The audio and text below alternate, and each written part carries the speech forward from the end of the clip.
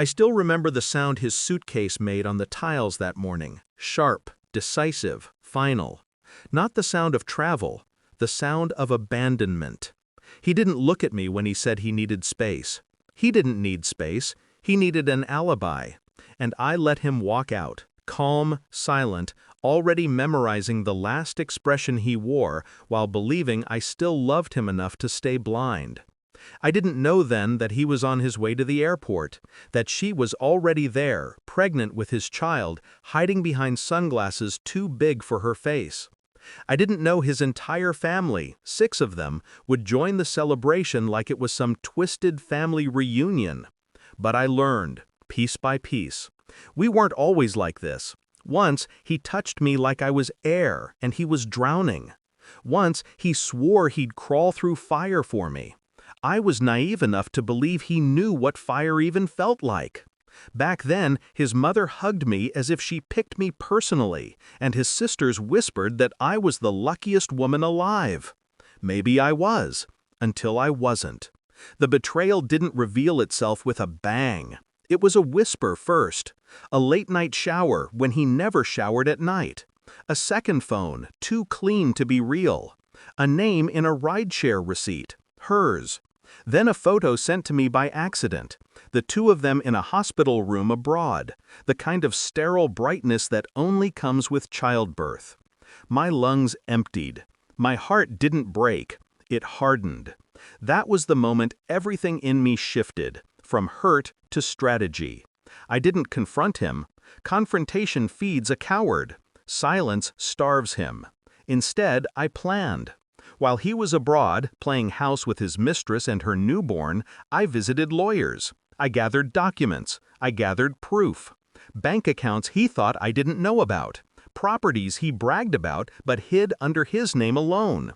And our house, the one I paid half for, the one he believed emotionally belonged to him simply because his family visited it more than mine. He forgot I was smarter than him, and quieter, dangerously quiet. He left the country. I sold the house, legally, cleanly, every signature correct, every step unassailable. I moved out everything, even the memories. I transferred the money to an account he didn't know existed, and I waited. They returned 3 months later. He looked sunburned and tired.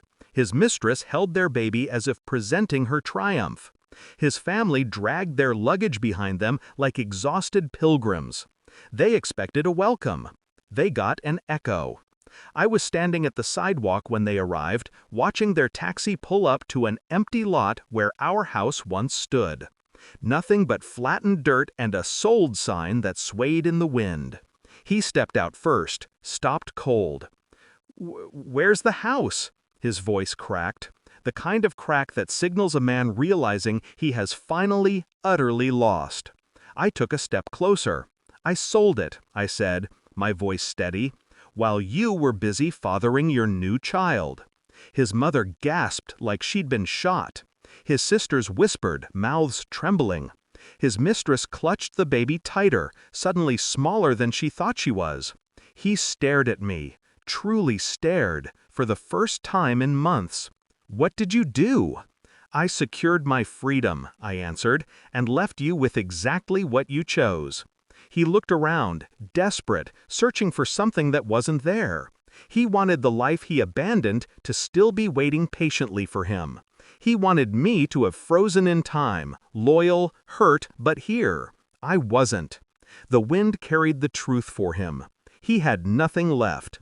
He tried to argue, threaten, plead, but every word fell into the empty space where our home used to stand.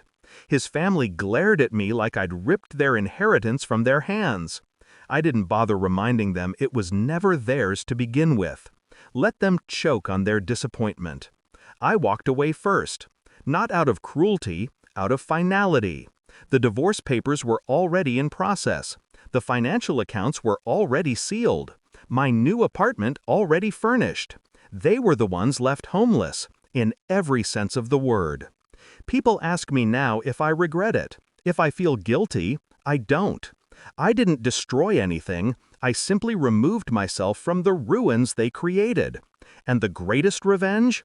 Watching them stand in the dust of their own choices, finally understanding that I was the foundation they believed they could discard. I didn't burn the house down, I just walked away and took the ground with me.